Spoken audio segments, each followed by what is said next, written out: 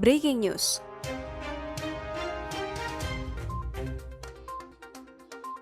Wali Kota Pagar Alam Alpian Maskoni mengundurkan diri dari ketua dan kader partai PKB.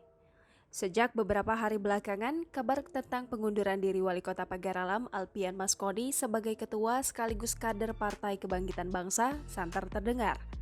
Hal ini sempat menjadi buah bibir banyak masyarakat Kota Pagar Alam. Pasalnya, pengunduran diri Alpian Maskoni sebagai kader PKB apakah akan berpengaruh pada jabatannya sebagai Wali Kota Pagar Alam?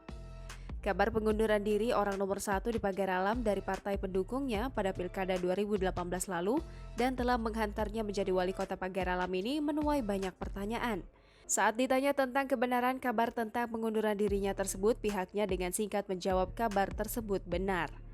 Namun saat ditanya apakah pengunduran dirinya sebagai ketua dan kader PKB tersebut akan berpengaruh dengan jabatannya sebagai Wali Kota Pagar Alam, pihaknya juga memberikan jawaban singkat.